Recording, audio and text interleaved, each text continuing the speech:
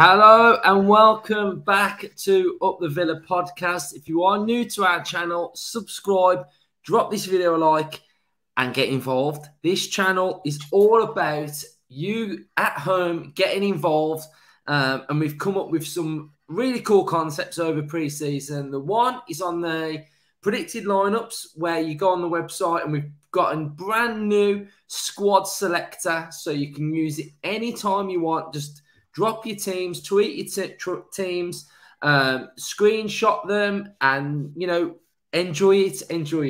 The next one that we've got is player ratings. So after every single game, you can go on the website and rate all of the players, and it'll come up with a little average on the side what every single Villa fan has sort of rated. So if you've rated them 10 and everybody, the average is a lot lower, then you'll get the little score of what the average is as well. So it's a new feature, 2 of those for you to get involved with.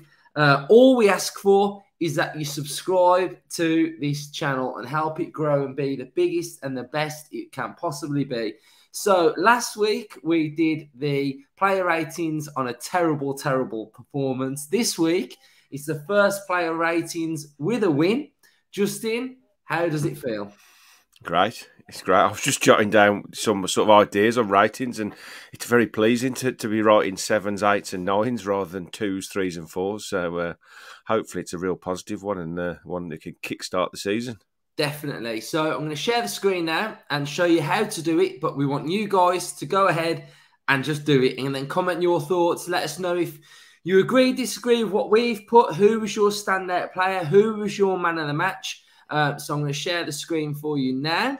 So all you've got to do is go on utvpodcast.co.uk, and what you will find is a vast array of content which comes out during the week. So 5 things we learned is a brilliant article that comes out sort of after the games. We've got all of these comes out after the results, so really in depth by a lot of our writers. We've also got match previews, so we've got articles that come out before the games, not just the podcast. These are fan-written articles. We've also got in here the opposition previews. So we normally speak to an opposition fan channel, and they give us their thoughts on Aston Villa and their clubs and everything that's going on. So basically, we're not just a podcast. You've got all this content to get your teeth into during the week. We've got player ratings as an article as well. So there's plenty for you to delve into. But you want to go under Social Hub, your lineup selectors here, and your player raters here. So we'll click player rater. And then we've got our ratings for the game. So another cool little thing, when they get subbed off, it gives you the time that they get subbed off, and then it also gives you the time that the players come in onto the field with as well. So I like to take the easy ones. I'll give Justin some of the more difficult ones, but we'll go with Martinez. I feel like he had a real good game come the end of it. I think he really started to command the area, didn't he? Especially on about 3 of those corners that were coming in. So that's what you want your keeper doing. Relieved a lot of pressure. I actually thought his distribution was really good as well. Yesterday, I thought it was really good, and I think we all know he's a massive player for us. And I think he had a really good game. So I'm going to kick it off, and I'm going to give Martinez one little thing that I've mentioned to Ryan as well is I'd like a something 0.5, because I think there's a big difference between giving someone, say, a 5 and a 5.5. I think that little 5 makes all the difference. So I've asked him if we can have that as well. So I'm going to give Emi Martinez solid 7. Justin, do you want to do Carlos? Yeah, I'd have gone with an 8. I've got 8 for Martinez, but I think I'd agree with you. I'd have probably said we could have settled on 7.5. I thought he was very good. Yeah. I wouldn't have blamed him for the goal. Couldn't do nothing about that. But he made 2 or 3 very, very good saves. Real point blank saves. And the last 5 minutes when we was under the cosh, he was excellent coming for the ball. So I thought he was excellent today. But yeah, 7 or 8, I'm happy with that. I think that's fair enough. Carlos. Sorry, everyone at home knows that my sort of solid sofa score rating of 7 it is a good benchmark for a good solid performance. If we're talking tens, we're talking absolute world Perfection. level. Yeah, So you're talking nothing wrong, ain't you? We're talking the game was goals, assists, outstanding. So for a 10, that's my bracket. I think 10's got to be like really difficult to get. But yeah, 7 for Martinez. I've just noticed he's got Matty Cash down in midfield for some reason, so there's a bit of an oversight there. So we've got Carlos, Dean, and Mings defence, but everybody knows where they all play, so that's not a problem, is it? Carlos, I've got him down for 7. That's not because I don't think he had a decent game. I think he did have a decent game, but I think, yeah, I think 7 is a fair. I think that's what you say. You know, that's your standard.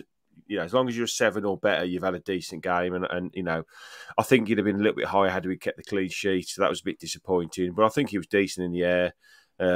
He goes a bit unnoticed, really, and he just gets on with the job. He's not, you know, massively flamboyant or anything like that. And I think there's more to come from him. Hopefully, this injury is not as bad as it looks. So hopefully, he won't be out for a long time. But if he's not, then I think he'll just settle in better and get better and better and better every week. So I think 7's a decent score for him. Yeah, definitely. Luca Dean. Don't think we've seen prime fullbacks yet, have we? I don't think we've seen them have super strong games. I think they've been okay, and I think they were better. You know, I thought we'll get on to Cash, but I thought Cash was good, to be fair. Luca Dean, he does go under the radar a little bit because I think he's a bit smooth, isn't he? You know, when he used to play for Everton, I always thought he's one of them players that's quite easy on the eye. So it goes unnoticed, but I don't know. I want a bit more. I want a bit more delivery wise. Yeah. I think that's what I'm sort of judging him on, really. But I thought he was solid. He did go down as the own goal, didn't he? But I don't think there's much he could have done about it. But I think he could have got his body in a better position to give him a better chance of clearing it. I think he got a little bit, you know, stuck. But yeah, go on. You tell me what you think, and I'll tell you what I've got. I'm going to go 6. Yeah, bang on. I've got 6. Yeah, so we'll totally agree on that one. So I mean, I'd like to say a few words on Mings because he's come under a lot of scrutiny this week, hasn't he? I'm not just Mings, but the name, you know, Mings as a person, you know, Souness has gone in on him, which is just absolutely pathetic. I mean, we don't listen to what he's got to say, do we? The bloke's an idiot. He just needs to keep his mouth shut because he's just an absolute idiot. And everything that does come out of his mouth is just ridiculous. So I think he was just making stupid comments. And I think the whole sort of thing that happened last week with the comments and stuff wouldn't have helped, would they? But I thought he came in and he was absolutely fantastic. I thought because of the pressure on his performance yesterday, and he'd have known, wouldn't he? He'd have known there was pressure because he was out the team. He's got to come in. He's known what Gerrard said. He knows he's got to get more consistent. He's got to get more consistent if he wants to play for England again. And he didn't put a foot wrong for me. I thought he was absolutely brilliant. What are you saying? Yeah, I thought he was very good today. I thought we missed that leadership qualities he brings. And it's right what Gerrard says. It doesn't really matter who's got the captain's armband. You need leaders all over the pitch. And with Mings, you know you're going to get that out of him. I thought he was good in the air. I thought he was positionally very good. I thought when he had to get it in row Z, he did, which is one of the things I think he struggles with sometimes. He tries to overplay and he gets caught. I think that he did that better today. I thought his blocking was very good. I thought the one tackle in the second half, just after we conceded, and I think it's Martinez makes the save down to his left, and it just ball comes out, and there's Mings, and I think it was the young forward for them. I think it was. They're both coming in on it, and if Mings hasn't got that block in, it's 2-2, and it's an outstanding defensive block. And a couple of other times he threw himself at things. So I think he'd be very, very. I think his tweet as well tonight. He's put a nice little tweet out saying it's great to be home and picture of him pumping his fists. So I think he appreciated the love he got from the fans as well. So I'd be happy to go with a solid 8. Yeah, I think I was going to go. This is where the 0.5s. This is where the 0.5s could have come in. 7.5. I'll give you 8. Let's go 8 because under what was going on, really, really good. And it was great to see. And considering he came back from what happened and got thrown in the cauldron today, 8, solid 8. Yeah. Now let's talk about this man, Boubacar Kamara. Class. How long have we got? Absolutely quality. I love him. I do. I think he's great. He's everything that we've wanted, and he's our player, and he's coming on a free, and he's learning the league. He's only going to get better, So fantastic performance, bossed the game, bossed midfield. I'd go 8. What would you give him? I went 9.5. Really? I think I was getting really excited and carried away, but we can't do a 0.5, so I think 9 is fair. Honestly, I can't remember him putting a foot wrong. No. I can't remember him misplacing a pass. I can't remember him getting panicked on the ball. I can't remember him, not having composure. Positionally, he was very good.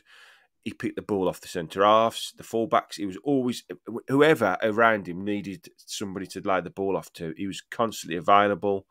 He's good at driving forward with the ball as well. He's not doesn't just sit in the 6 and just hold that position. When the fullbacks went forward, he sat into a back 3. He's supplementary, he goes into the box as well for corners and stuff like that. So I think he could be a bit of a, I think he had 1 shot as well in the second half. As a home debuts go, I'm trying to think off the top of my head of many better. I think the last midfielder I can remember having an unreal debut. I think it was at the away game now, to be fair. It was Stilian Petrov for White West Ham when he played. He was unreal. But yeah, Kamara for me. I'm not going to say perfect because there's probably people who'll pick holes in bits and bobs, but as close to a great home debut as you probably would want. Definitely. We'll kick it off here with Matty Cash then, a little bit like Luca Dean. I think we're going to disagree on this one. I thought he was okay. Yeah, I'd give him a 6. I thought he was very good. Yeah, did you? I genuinely thought he was very good. Maybe I'm being a bit harsh. But... All right, I'll tell you what I thought, and you tell me if you agree. I thought he got forward really well in the first half. I think out of the 2 fullbacks, Dean was a bit with subdued. I think Cash went forward really well. His tackling was amazing. There was 4 or 5 times in the first half when he actually cut inside and helped out with the sort of centre midfield, centre halves when there was a bit of a free for all, and he'd come away with the ball, and his passing was very good. Yeah, I remember that one bit, when he sort of came right across the pitch actually. Yeah, and he took about 2 or 3. He went round about 2 or 3 players and then came out with the ball, and he was sort of nearly on the left back slot, and he just lays the ball in, then he just jogs back over and covers back at right back. I thought he got forward well. I thought his delivery was better today. I don't think anything came of his delivery off the top of my head, but I genuinely thought he was very, very good today, Matty Cash. Very, very good. Go on then. And in fact, I was talking to the chap next to me, Dave, who's been on the channel, and we both agreed we can sort of see why Kessler Hayden has had to go out on loan, because he's not going to get many games, is he, if Cash is fit? No. So I would give him higher than a 7, but I'm happy to go with 7. We need the 7.5s, Ryan. Yeah. Ryan, get on the 7.5s, please. We do. John McGinn, hustler, hustled well, didn't he, McGinn? He did. I thought McGinn just got better and better as the game went on. Yeah. I thought his second half, he was like back to his old best when he was literally ratting everybody down the middle of the park. He was getting on everyone's nerves. Nobody had 5 seconds on the ball without him trying to get the ball off him. His passing was very good. Again, everything you want from a centre midfielder, and your captain. Maybe the captain sees something he's going to grow into.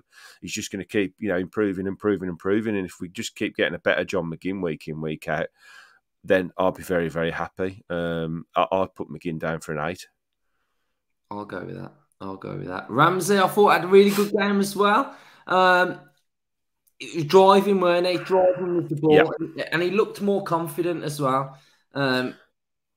I thought first half he was very good. It was back to the best. The Ramsey, what's the best Ramsey, which he's just the two. I mean, I sit on the Trinity Road stand, so there was 3 or 4 times in the first 15, 20 minutes when he just made that driving run down there, sort of at our left side there, right back, and he got round the back 3 or 4 times as well. And he probably only for the lacking of a left foot that his delivery into box wasn't a bit better. But yeah, I thought he was very, very good first half. I thought he tired a bit in the second half, and ultimately, I know they took him off pretty late on, I think. But yeah, I don't think he had such an impactful second half as the first half. But I think I've put him down as a 7. Yeah, I'd go with that.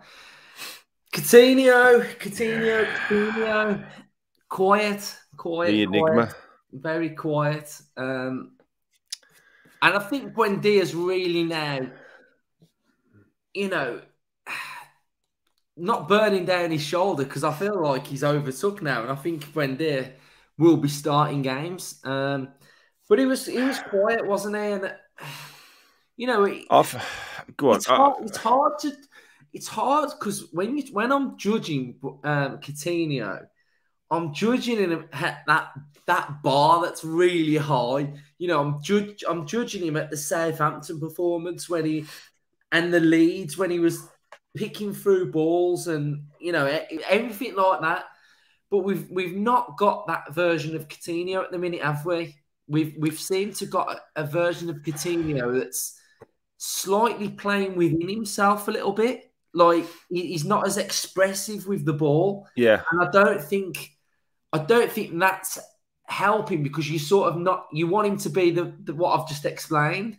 Don't get me wrong, I'm not saying he's been terrible. Like, he weren't kicking the ball out, he wasn't losing possession, but he just wasn't being as effective as what we know he can be. When Buendia came on the pitch, it was sort of like, I feel like Buendia moves around more and shows for the ball a little bit more, and he's happy to drift left to right. But what I'm seeing with Coutinho at the minute is he's predominantly staying in one position and not really moving around that much. It's a funny one, isn't it? I said this before the start of the season when we was talking about who's going to be maybe a bit disappointing this season, and I genuinely think we've got Coutinho on such a high pedestal that unless he's scoring 2 or 3 goals a week, 3 or 4 assists a week, then he's always going to be underneath what you expect him to be, which is very, very unfair. It's very, very unfair because, he's getting on in his career. He's nearly 30. I'm not making excuses for him, because ultimately he wasn't very good today, and that's the facts of the matter. He didn't have the impact on the game that he would want. You look at him and you want him to be the conductor of the team, don't you? The orchestra's around him, and he wants to get that ball, and he wants to conduct everything around him. He wants to pick the ball up off the back four, off Kamara, and he wants to make things happen in front of him. And for whatever reason, that's not happening at the moment. Whether that's because the other team are also seeing him as the main sort of threat, and so they're making sure that he's got no space and no room to work in. I mean, he's trying the little tricks and flicks, and some of them are working, some of them are not, and that's pretty frustrating for him. And just after half time, I definitely saw that he looked like he got a bit of a knock. Yeah, because he was sort of rubbing his leg, and it looked like it was only a matter of time for it to come off. And it's a shame for him, because I think he can feel the stadium's desire to see Buendia on the pitch. So that can't be a nice feeling when you're trying your best and it's just not happening. And then you're coming off to be replaced by the fans' favourite, really, because everybody loves Buendia. And I feel a little bit sorry for Coutinho. People say, "Oh, he's on 100 grand a week or whatever," and don't feel sorry for him, blah blah blah. But he's not gone out on that pitch to have a poor game. It's just not happening for him at the moment. And like I said after the game, there'll be plenty of times when Buendia will start and he'll won't do nothing for half an hour, for an hour, and then Coutinho might come off the bench and change the game. It doesn't mean either of them are shit. It just means that. I'm not here trying to think of excuses why I want. I think Coutinho's in a bit of poor form. Do you think it's because we've not really come up again? We're not at the minute. The last 2 games we've played, we've been the possession-based team, haven't we? Yeah, we've been the team that are trying to break through two lines of like 5 at the back and a 4, haven't we? Against both teams. Both teams we've played have played 5 at the back, Bournemouth and Everton. Now, when I think about Coutinho at his best last season, it was against Leeds when it was like a basketball match. Southampton when they were coming at us a little bit. City at the end of last season. Is he a bit better when we're being on the back foot a little bit? When we sort of like on the counter attack and there's space for him to be a bit more creative. I think when there's space, then yeah, he'll kill you. I do still see him as a player to break down those tricky situations, and when it is really tight, and they've got it's 5-4-1. That I want to play like Coutinho on the pitch because he can see a pass no one else can see, and he can also execute that pass. It's one thing seeing it; it's one thing having the ability to pick the pass. And I still say over a 38-game season, he's going to contribute more than plenty. He's going to contribute plenty. He'll score goals. He'll create goals. It's maybe just not at the moment. It's not his time, and Buendia is going to come into his own for the next few games. But then his form will drop off, and Coutinho will come back. But like I've said numerous times, to be in a position to be arguing who do you want on the pitch between Coutinho and Buendia, it's not a bad position to be in, is it really? No, it's not. Should we go 5? I've got 5/6, so I needed the 5.5 there, really. Yeah. But, come on, Ryan. Right, let's rock. Let's get rid of some of these little subs here. So I think we'd all go. Well, the 3 90-minute 60s, I think. Yeah. Yeah, let's go 6 and a 6. And probably Bailey about the same as well because he didn't really do a lot, did he? No, he didn't. And I felt like he should have passed that one, shouldn't he? Yes. Yeah, a bit greedy. Now let's go. Ollie Watkins, a lot better. 2 assists. I think he had an all-round good game. I'd go. And I know he got man of the match, but no, I think Kamara should have got man of the match. Yeah, I agree. Yeah, I'd go 7. I'll put 8 for Ollie Watkins. Only because he got the 2 assists, and he's much maligned for his first touch, Ollie Watkins. But there was a long through ball in the first half from Tyrone Mings, and he actually took the ball on his head. I don't know if you remember it. He sort of did he cushioned it with his head, and then he took a touch with his foot. And I thought, wow, that's pretty good, Daddy. So, if he'd have scored a goal, then it'd have just topped the table for him. But I think 2 assists from your striker, I don't think you can really moan at that. If he does that every week, we win most of the games. So I'd have given him an 8. I'll leave that up to you to make your decision. Okay, I'll change it. 8. But yeah, he was good. Danny Ings, I thought he was good as well. His goal, nice finish. I did mention in the reaction that we did that was that little Bergkamp-esque moment, and he was close to getting on the end of a few other things as well. So, what would you give Ings? I gave him an 8 as well because of his goal. I think you always, you have to mark up a player for scoring. Other than his goal, I don't think he was hugely impactful on the game.